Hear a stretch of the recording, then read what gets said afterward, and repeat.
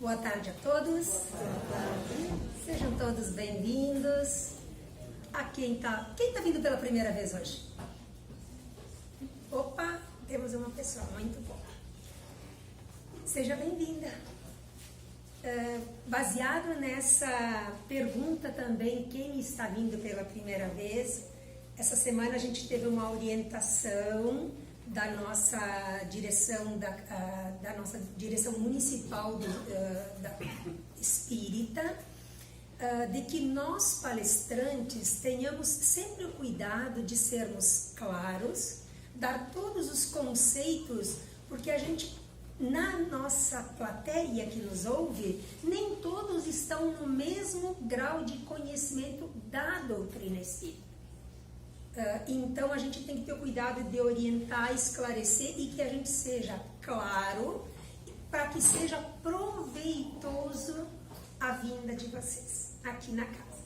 Então, até em função disso, hoje eu vou usar um pouco dessa orientação também, vou procurar ser bem clara, falar com calma, para que vocês possam aproveitar bem esse momento.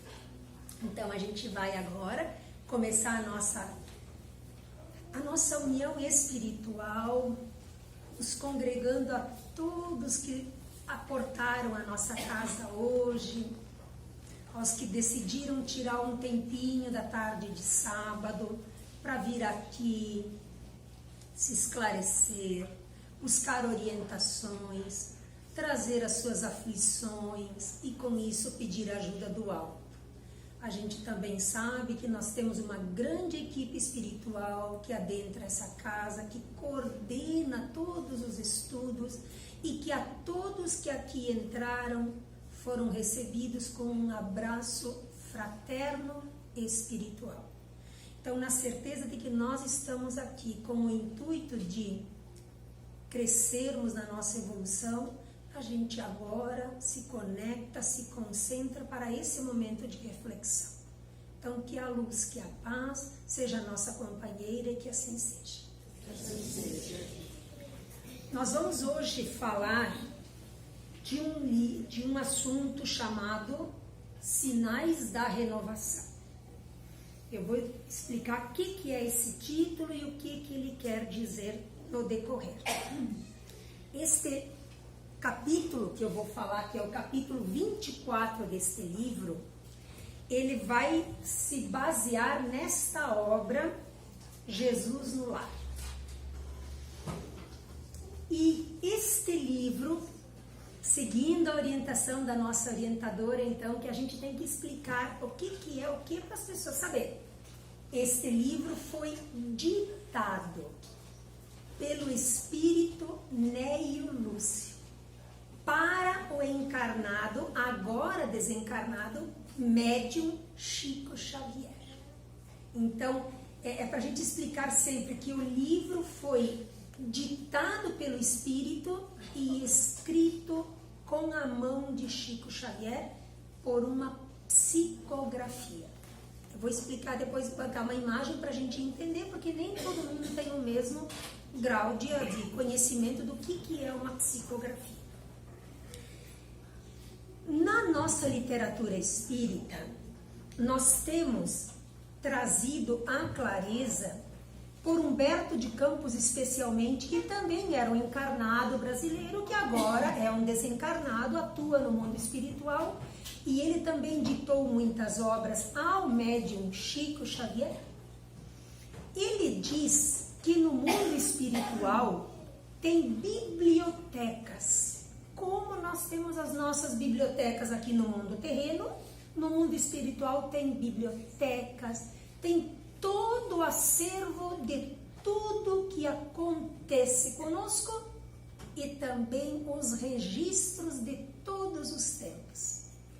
Por conta destas bibliotecas, que está tudo escrito no mundo espiritual, espíritos como Neio Lúcio, desencarnado, pode acessar essa biblioteca e ditar ao médium Chico Xavier as palavras de Jesus.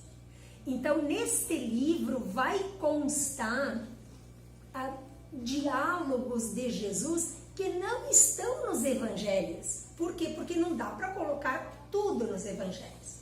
E até porque quem ditou os evangelhos, escreveu os evangelhos, não tiveram em todos os momentos. Mas no mundo espiritual tem um acervo de tudo que Jesus disse, as telas espirituais que mostram as cenas de Jesus. E o Neio Lúcio, então o espírito, trouxe através do Chico Xavier muitas e muitas e muitas situações de falas de Jesus. Então vocês imaginem que aqui dentro são 50 capítulos, eu vou falar só de um e muito rapidamente, o capítulo 24. Aqui dentro tem tantas passagens que eu ouso dizer por este livro, que esse livro, e é por isso que eu estou enfatizando muito, eu acho que um dos livros que mais me tocou nesses anos que eu venho estudando a doutrina espírita e me aproximando dos evangelhos de Jesus. Eu enfatizo muito isso para que vocês possam, e quem desejar, depois, se puder comprar e desejar, tem na livraria. Esse livro tem as falas, é como se nós estivéssemos ao lado de Jesus e ele explicando para nós os fatos, todos os mais inimagináveis que vocês podem imaginar da rotina do dia a dia dele. É lindo, lindo, é belíssimo, belíssimo, belíssimo, belíssimo. Então, depois eu volto a falar do livro, eu vou dizer quem foi então o Neio Lúcio que ditou esse livro, que foi lá, buscou no acervo, ditou para o Chico Xavier por uma psicografia. Eu vou explicar quem foi Neio Lúcio. O espírito Neio Lúcio, ele é um antigo conhecido de Emmanuel. Ele já consta no livro 50 anos depois, que foi um livro de Emmanuel, dos romances de Emmanuel, e ele estava no livro 50 anos depois, ele viveu junto a Emmanuel, e o nome dele era Neio Lúcio. Ele vem reencarnar no Brasil, próximo a Chico Xavier. Ele viveu junto de Chico Xavier, com outro nome, pela beleza da reencarnação. Ele se chamou neste período que ele viveu próximo a Chico Xavier como Arthur Joviano. Se a gente for adentrar a literatura do Chico Xavier, a gente vai ver da bibliografia dele que o Chico Xavier trabalhou numa fazenda chamada Fazenda Modelo. E o chefe dele era Rômulo Joviano, filho de Arthur Joviano. E quem era o Arthur Joviano? Reencarnação de Neio Lúcio. Então são vidas que se reencontram depois de 2000 anos no mínimo. Voltam e retornam. Então ele renasce próximo a Chico Xavier, porque espíritos que vibram na mesma sintonia se reencontram. Ele volta ao Brasil, nasce como Arthur Joviano, pai do filho então dele chamado Rômulo Joviano, que é o dono da fazenda que o Chico vai trabalhar. Vocês vejam que beleza que é. E esse Arthur Joviano, vem nessa última encarnação terrestre como um educador. Ele era um professor, um estudioso da educação. E ele contribui, ele vem com o propósito de fazer remodelar a educação primária no Brasil, com o programa de ensino que buscava combater o analfabetismo e ensinar o maior número de crianças a ler e a escrever. Então vocês vejam como espíritos de muita elevação vêm com propósitos sempre nobres. Trazer o ensino a tantas crianças no Brasil e ajuda a reformular o modo de educação do Brasil. Então esse foi o Neio Lúcio. Ele desencarna em 1934 volta ao mundo espiritual, então assume novamente a sua identidade de Neio Lúcio e passa a ditar algumas obras para Chico Xavier escrever. E como é que ele escreve, o Chico escreve? Na doutrina espírita, a gente tem um dos recursos da mediunidade que se chama psicografia. Então, o Neio Lúcio no mundo espiritual intui, dita, se aproxima de Chico Xavier, e Chico Xavier, por ser um médium um dos mais límpidos de mediunidade límpida. O que é mediunidade límpida? É onde o encarnado médium entrega o seu corpo de modo mecânico e o espírito, aqui não dá para ver direitinho, guia a mão para que ele escreva. Então, nas obras de Chico Xavier tem uma pureza, uma nitidez espiritual, aonde a gente diz que dentro da literatura, que são mais de 500 livros escritos, são obras da maior nitidez espiritual de temas transparentes, nítidos, instrutivos, ditados pelo mundo espiritual. Então, isso se chama psicografia.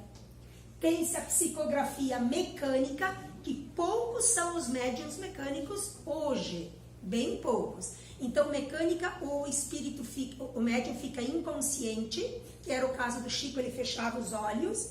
Vocês podem olhar aqui, é que agora não dá para ver muito. Mas ele fechava os olhos e através do fenômeno da mediunidade dele, a mão do espírito guia os livros.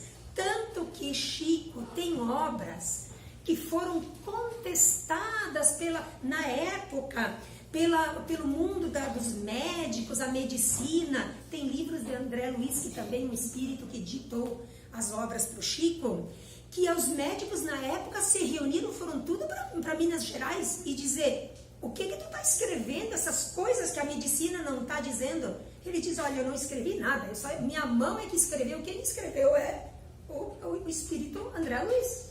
Vamos perguntar para ele o que ele escreveu, porque era de conhecimentos tão profundos que hoje a medicina começa a dobrar os seus joelhos e dizer: não é que lá em 1930, 40, 50 estava certo. Então hoje tem médicos das associações médicos espíritas, tem muita associação médico espírita no Brasil, de médicos empenhados a decifrar o que Chico escreveu há quase 100 anos atrás. E a ciência vai comprovando hoje. Então, por isso que é uma mediunidade límpida. Através, então, esse livro foi escrito através, então, de Neio Lúcio, que acessa os arquivos espirituais. Certo? Eu quis explicar porque é importante, que nem todo mundo sabe o que é uma psicografia, né? Então, aí também, tem o que eu falei antes, a psicografia é mecânica. Então se não tem mais médiuns mecânicos hoje tantos, como é que tem tanto livro espírita? Por mediunidade, daí a psicografia intuitiva. Aqui o médium e os espíritos acessam o pensamento e eles vão escrevendo. Certo? Então, psicografia é isso. Era importante a gente explicar para vocês. Esse livro, agora a gente vai... Eu sei que o que vai acontecer, eu quis explicar, eu sei que vai tomar um pouco de tempo, eu vou ter que depois resumir as falas, mas segundo a orientação que nós tivemos, era importante a gente ser bem claro quando a gente fala para o pessoal. Esse livro, como eu disse, se vocês puderem, tem aqui na livraria, quem puder, compra. Compra, porque ele tem capítulos... A gente se emociona ao ler os capítulos. E quem puder comprar, anexe junto este livro no Evangelho do Lar. Quem faz o Evangelho, pega um capítulo por vez e veja os ensinos de Jesus, as palavras de Jesus que tem aqui dentro. É fora do comum, fora do comum. São palavras que tocam a gente, emocionam a gente, e nos fazem cada vez mais nos comprometermos com com sermos cristãos. Para vocês terem uma ideia, nesse livro diz assim, ó, olha que palavras de Jesus. O berço doméstico é a primeira escola e o primeiro templo da alma. Olha essas palavras de Jesus, está escrito ali. A casa do homem, que é a nossa casa, é a legítima exportadora dos caracteres para a vida. A paz no mundo, que é a renovação que nós vamos falar, começa sobre as telhas da casa que nos acolhe. Se não aprendermos a viver em paz entre quatro paredes, como aguardar a harmonia das nações? Como ter paz no mundo se não conseguimos fazer nem paz no nosso mundo pequenininho de quatro paredes? Se não habituarmos a amar o irmão mais próximo, associado a nós a cada dia, como respeitar o Pai eterno que nos parece tão distante? Então, imaginemos Jesus nos dizendo isso quando a gente está lendo esse livro. É como se ele estivesse sentado do nosso lado e dizendo isso para a gente. É fora do comum. O nosso amigo celeste Jesus nos mostra a vida no santuário familiar, na casa, com as suas falas, e vai deixando o seu ensino do seu evangelho, renovando corações e deixando os legados impressos no coração para toda a humanidade. Quando é que Jesus falou o que está escrito aqui? Jesus, quando ele tinha 30 anos até 33 anos, ele faz o seu apostolado e ele convoca os 12 para acompanhar. E ele passa a morar na casa de Pedro, de Simão Pedro, em Cafarnaum. E ali eles se reúnem e eles vão perguntando. Vocês não têm ideia de quantas falas os discípulos, as perguntas que eles fazem. Tem uma fala que Jesus fala com a sogra de Simão Pedro. A gente tem uma pequena passagem nos evangelhos, mas aqui está todo detalhado. Ele fala com Raquel, a esposa de Benjamim, que comanda as ovelhas, e diz: mas Jesus, eu te ouço ali no lago, como implantar o reino divino? Que reino divino é esse? Tem a mãe de João e André, se eu não me engano, bem, não vou fazer bobagem aqui agora, mas ela diz assim, ó, tem lugar privilegiado para os meus 2 filhos, porque ela diz, olha, eu sou mãe dos 2 discípulos, tem lugar privilegiado, que talismã eu posso ter? Ele diz, todos vós tens o talismã, o tempo, o precioso tempo, aproveitem o tempo, usem o tempo. Então ele vai dando, são falas assim encantadoras. E daí tem uma pergunta que eles fazem: Senhor, mas que reino é esse que tu queres instalar no mundo? Porque Jesus, nos evangelhos, nas falas, a palavra mais falada por Jesus é reino de Deus. Se vocês fizerem uma soma da palavra mais falada por Jesus, reino de Deus. Foi a palavra mais falada. E eles perguntam, mas que reino de Deus é esse? Como é que eu instalo o reino de Deus? E aí, no capítulo 24, ele vai dizer assim, sobre o período que virá. Porque se nós estamos aqui na Terra vivendo um período terreno, aonde nós vivenciamos dificuldades, aflições, reajustes com os nossos familiares, com amigos, reencontros, reajustes com inimigos, nós estamos nos aperfeiçoando para um mundo que virá, que é chamado Nova Era. E como é que é essa Nova Era? Essa Nova Era, ela compreende pelos textos bíblicos 1000 anos. Então não pense que o ano 2057 vai virar tudo, como tem muitas vezes a literatura que diz, vira tudo, vira um mundo maravilhoso. Não, é um processo. E ele vai se instalar na nova era, aonde nós deveremos sim começar a instalar o mundo de regeneração. Porque por enquanto estamos no mundo de provas e expiações. E que reino é esse? Então eles fazem a pergunta para Jesus, Jesus, que reino é esse? Aí ele vai explicar no capítulo 24. eles perguntam, como instalar esse novo reino? Que reino que é esse? Aí Jesus, porque eles fazem o evangelho, é chamado evangelho no lar na casa de Simão Pedro, que é a conversa entre os seus discípulos, é chamado evangelho no lar, que é exemplo disso nós fazemos nas nossas casas com nossos familiares, ou sozinhos, quando os familiares não querem, não tem problema, mas nunca estamos sozinhos porque tem uma grande equipe de desencarnados que nos assessoram e participam. Então ele fazia o evangelho, o primeiro culto, na casa de Simão Pedro, e essas conversas é desse período ali. Neste dia ele estava lá e disse assim, o mestre tomou a palavra e falou persuasivo. Jesus era persuasivo, era decidido, claro e amoroso. E ele diz, quando o reino divino estiver às portas do homem, a alma do mundo será renovada. Por isso que eu disse que quando nós aprendermos a fazer a paz nas quatro paredes, o mundo se renovará.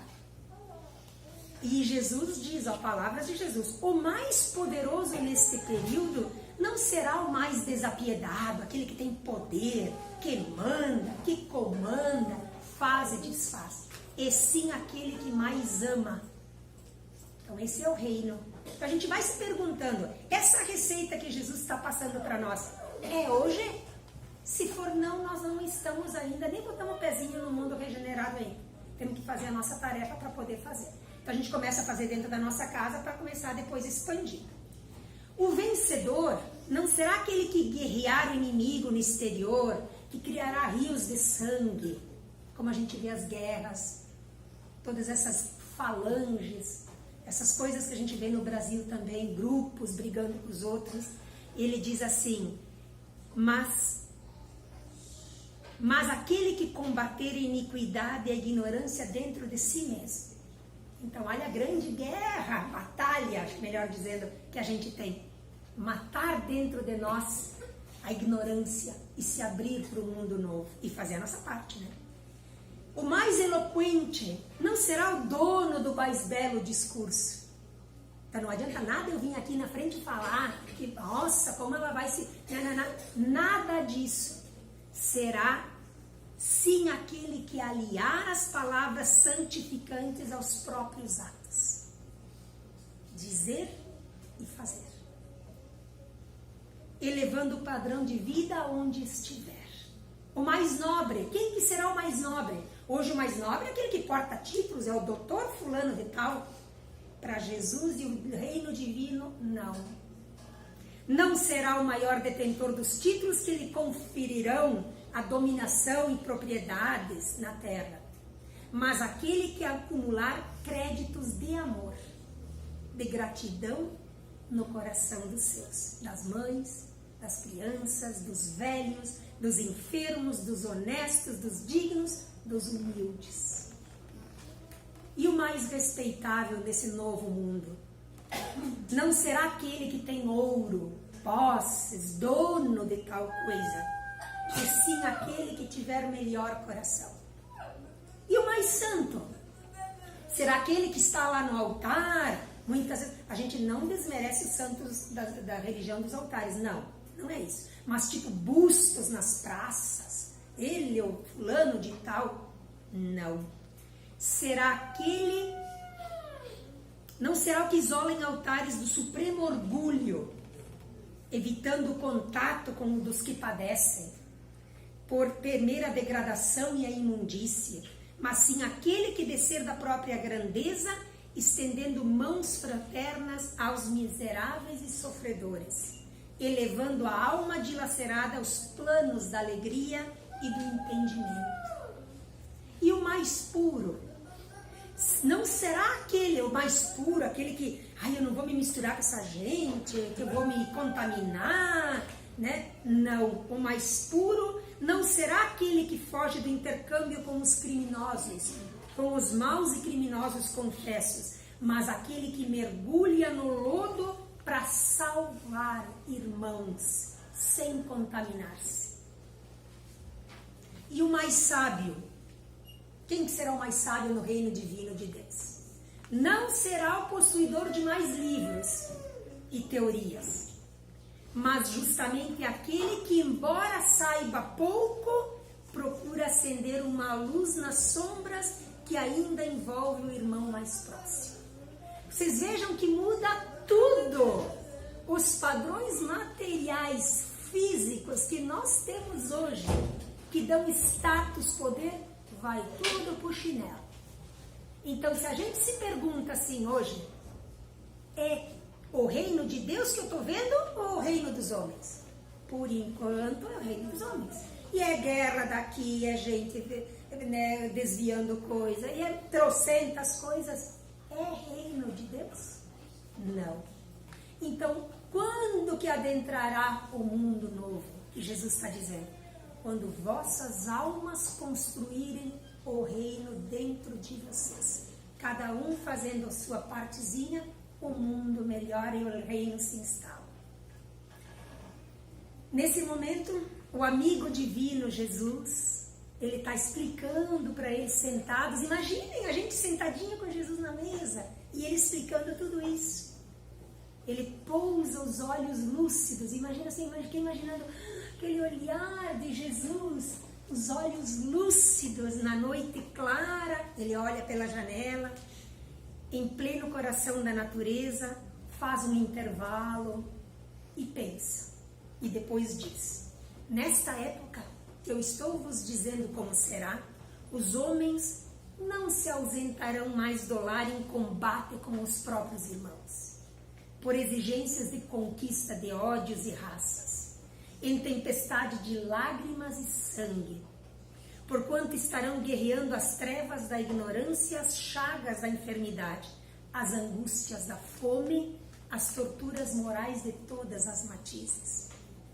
Quando o arado substituir o carro suntuoso dos triunfadores nas exibições públicas coletivas, quando o livro edificante absorver o lugar da espada no espírito do povo, quando a bondade e a sabedoria presidirem as competições. Já pensou competição de quem é mais bondoso e mais sábio? Vai chegar esse tempo. Por enquanto, as competições não tem nada disso hoje, né? Quando a gente tem um programa na televisão que pode trazer uma coisa boa, não dá audiência. Só aquilo que é para baixo calão e tudo que é negócio. Quando o sacrifício pessoal em proveito de todos constituir a honra legítima da individualidade, a fim de que a paz e o amor não se percam dentro da vida. Então, uma nova humanidade estará no berço, nascendo, luminosa. E aí sim, instalando o reino de Deus. Então, Jesus dá toda a receitinha aqui no capítulo 24 de como será. Mas também ele vai dizer que a tarefa nossa não é uma mágica que virá de longe. Para isso que ele nos manda reencarnar. Para que a gente faça a nossa parte. Porque se cada um fizer a sua bolinha, o seu campinho, o mundo melhora. Daí nós temos a tarefa de nos educarmos e educarmos a quem está próximo de nós. E que os nossos exemplos eduquem quem está próximo de nós. Então a tarefa é pequenininha, ó, é o quadradinho da gente. E é grandiosa. Porque isso sim mudará para a nova humanidade. Jesus prometeu e ele espera. Tem o capítulo 4 que ele diz assim, ó, que ele responde para a sogra de Simão Pedro, porque ela faz a pergunta, mas me explica, tal. E ele diz assim, ó, uma semente de trigo, o capítulo 4 é lindo. Ele diz assim, ó, uma semente de trigo quando é lançada na terra, ela não fica olhando, me botaram aqui no escuro, na chuva, no frio. Ela logo pensa, eu tenho que germinar e procurar lá a luz. Eu tenho que crescer, nascer como trigo. É isso que ele diz que nós temos. Está aceso em nós a chama. Não tem mais volta. Não tem mais volta. Quem vem aqui no sábado à tarde para refletir sobre isso, já tem a chama que quer crescer. E nós temos essa saudade de se aproximar de Deus. A gente vai mudando o nosso modo de ser de se conviver com as pessoas, de agir. As nossas atitudes vão mudando, pode até ser devagar, mas já somos diferentes. Quando a gente se aproxima de Jesus, tudo muda. Tudo muda. Nossos amigos começam a ser selecionados, nossas respostas começam a ser melhores respondidas. Tudo muda, porque é que nem a semente plantada. Não tem volta. Estamos aqui para germinar. Então, estamos aqui para fazer a nova era. E se nós temos um capítulo que diz assim, ó, trabalhadores da última hora, e Jesus fala numa parábola. Quem é que são os trabalhadores da última hora? Nós. Então, se nós negligenciarmos a oportunidade de fazer essa tarefa, Ele nos deu a hora é agora. Escolhemos, livre-arbítrio. Está nas nossas mãos. E fazer só o nosso quadradinho, tá, gente? Não precisa se tornar famoso, nada disso. Só o nosso quadradinho. Leiam, quem puder, compre o livro, leiam, levem para o Evangelho e vocês vão se encantar com as falas. Meu Deus, eu não posso nem dizer quantas falas eu sublinhei. Quantas. É vendo Jesus aqui do teu lado, assim, botando o braço no teu ombro, dizendo, olha, ai, sim, sabe, dá uma mexida na gente. Certo? Então, era isso, a gente tem que correr contra o tempo aqui, mas era isso. É esse recado, as falas de Jesus são encantadoras. Então agora a gente vai pedir para os médiuns, para nós fazermos nossa prece final. E eu vou usar na prece final algumas falas que eu retirei do livro. Fechem os vossos olhos, vejam as falas lindas que tem nesse livro. Nas palavras de Emmanuel, diz que a voz incisiva e doce do Cristo possa gravar no livro de nossa alma a sua lição renovadora de que carecemos à frente do porvir. Convertamo-nos em semeadores ativos do seu infinito amor. Que o nosso coração se acorde para a vontade do Senhor, donde retiraremos as mais luminosas bênçãos para as nossas lutas renovadoras, e assim desfazer nossas imperfeições. Jesus disse, bem-aventurado aquele que se permite se aperfeiçoar na renovação, pois somente a obra do bem se realizará para todo sempre e eternamente. Então, certos dessas palavras de Jesus, desse abraço que Ele nos dá agora, levemos essa luz que nos envolve e que se acenda em nós o propósito do bem. Tenhamos uma excelente semana, que a luz, que o abraço e a paz de Jesus sejam nossos companheiros, e que assim seja.